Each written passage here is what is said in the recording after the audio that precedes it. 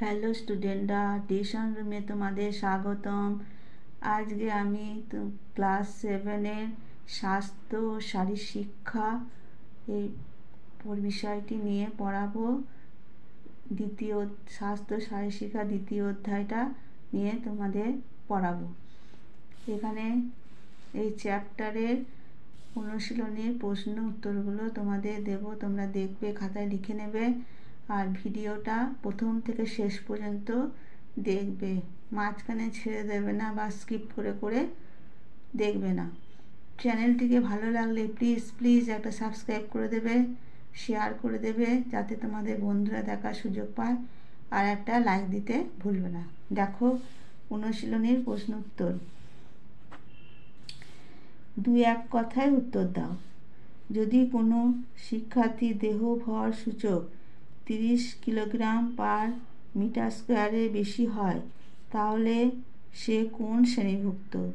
উত্তরে দেখো স্থূলকায় শ্রেণীভুক্ত। তারপর দেখো একটি আদর্শ খেলার মাঠের পরিমাপ কত? উত্তর দেখো একটি আদর্শ খেলার মাঠ 50 থেকে 130 মিটার দীর্ঘ ও 40 থেকে 90 মিটার প্রস্থ হবে। তারপর দেখো দেহ ভর সূচক কি? উত্তর দেখো দেহ ভর সূচক এমন একটি পদ্ধতি যার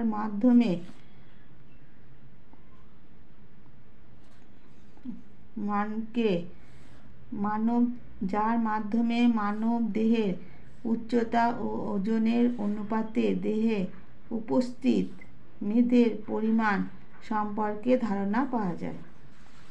তারপর 2 নম্বরে দেখো অতি সংক্ষিপ্ত প্রশ্নগুলি।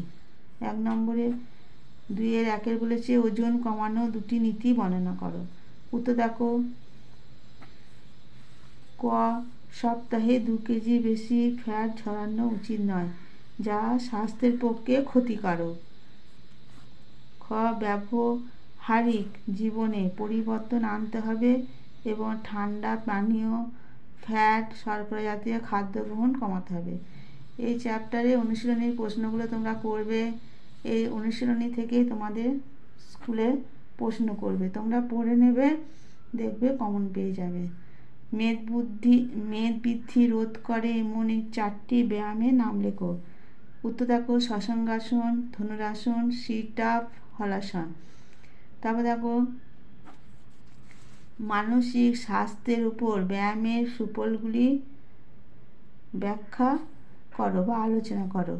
দেখো মানসিক স্বাস্থ্য ব্যায়ামের সুফলগুলি হলো: 1 উদ্বেগ ও হতাশা কমাতে সাহায্য করে, যে কোনো পরিবেশে ব্যক্তিকে মানিয়ে নিতে সাহায্য করে, কাজের প্রতি মনোসংযোগ বৃদ্ধি পায়, মানসিক চাপ কমাতে সাহায্য করে, আত্মবিশ্বাস বাড়াতে সাহায্য করে, খেলাধুলা মনের দূষণ প্রতিরোধ করে। তারপরে প্রশ্ন দেখো বিদ্যালয়ের স্বাস্থ্যকর পরিবেশে পাঠাগারের প্রয়োজনীয়তা লেখো।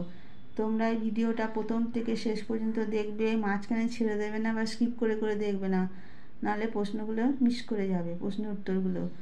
উত্তর দেখো পাঠ্যপুস্তক ছাড়াও নানা বিষয়ে জ্ঞান অর্জন করার জন্য বিভিন্ন ধরনের বই, ম্যাগাজিন, সংবাদপত্র প্রভৃতি শিক্ষার্থীদের সহজে সরবরাহ করার জন্য প্রতিটি বিদ্যালয়ে একটি আদর্শ পাঠাগার থাকা উচিত এবং পাঠাগারটি বিদ্যালয়ের মধ্যে একটি নিরিবিলি জায়গা থাকা প্রয়োজন। পাঠাগারটিতে থাকবে যথেষ্ট খোলামেলা জায়গা যাতে শিক্ষার্থীদের পড়াশোনার ব্যাঘাত না ঘটে। তারপর দেখো প্রত্যেকটা প্রশ্ন ইম্পর্টেন্ট, এই অনুশীলনী ধরেই তোমাদের স্কুলে পরীক্ষার সময় এই প্রশ্নগুলো দেবে, তোমরা পড়ে নেবে ভালো করে, সব প্রশ্নগুলো পড়বে, দেখবে কমন পেয়ে যাবে। অ্যাথলিট কাদের বলা হয়? উত্তর দেখো অ্যাথলিট শব্দটি গ্রিক শব্দ অ্যাথলন থেকে এসেছে, যার অর্থ প্রতিযোগিতা, এবং এই প্রতিযোগিতায় অংশগ্রহণকারীদের বলা হয় অ্যাথলিট। তারপর দেখো শূন্যস্থান পূরণ করো।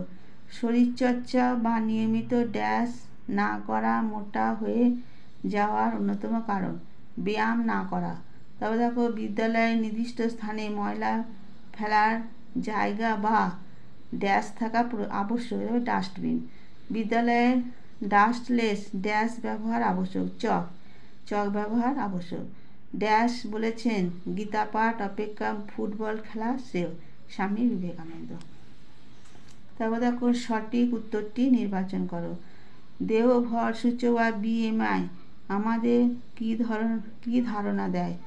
মেদের পরিমাণ, মাংসের পরিমাণ, হাড়ের পরিমাণ না রক্তের পরিমাণ?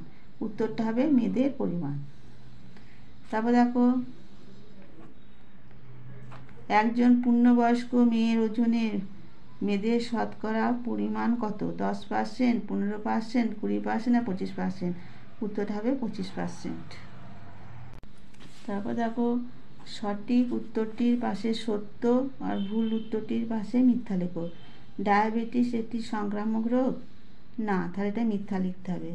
বিদ্যালয়ে দ্বিপ্রাহরিক আহার স্বাস্থ্য সেবার একটি কর্মসূচি হবে সত্য। তা দেহ ভর সূচকের মান 18.5-এর কম হলে ব্যক্তিকে কম ওজন বিশিষ্ট বলা হয়? সত্য। তারপর দেখো সাধারণত পূর্ণবয়স্ক পুরুষের ওজন 15% মেদ থাকে? সত্য। মেদ ঝরাতে ফাস্ট ফুড বর্জন করতে হবে? সত্য। তারপর দেখো রচনাধর্মী প্রশ্ন। স্বাস্থ্যকর পরিবেশের উপাদানগুলি তালিকাভুক্ত করো। উত্তরটা তোমরা পজ করে দেখে নাও। আমি আজ ভিডিওটা ছোট করব, তোমরা পজ করে উত্তরটা দেখে নাও। তারপর দেখো দেহ ভর সূচকের সীমাবদ্ধতা প্রয়োজনীয়তা সম্বন্ধে লেখো। উত্তরটা তোমরা পজ করে দেখে নাও। পজ করে তোমরা উত্তরটা দেখে নাও। এই উত্তরটা তোমরা পজ করে দেখে নাও। তারপরে শারীরিক স্বাস্থ্যের উপর ব্যায়ামের প্রভাবগুলি আলোচনা করো। এগুলো একটু পজ করে দেখে নেবে, প্লিজ একটু দেখে নেবে। হ্যাঁ, তারপর দেখো 7 নম্বরেরটা বলেছে বাঁ দিকে বাক্যাংশের সঙ্গে ডান দিকের বাক্যাংশ মিলিয়ে দিতে হবে। এদিকে বাঁ দিকে আছে স্থূলকায়, হাইপারটেনশন, স্বাস্থ্য নির্দেশ, কুঅভ্যাস, মেদবৃদ্ধি নিয়ন্ত্রণ। তারপরে এখানে যে নোটিশ বোর্ড, যেখানে সেখানে থুতু ফেলা, হলাসন, দেহ ভর সূচক 30 কিলোগ্রাম/মিটার2 আর অসংক্রামক রোগ। এটা মিলাতে হবে। স্থূলকায় হবে দেহ ভর সূচক 30 কিলোগ্রাম/মিটার2, এটা 1 নম্বরে।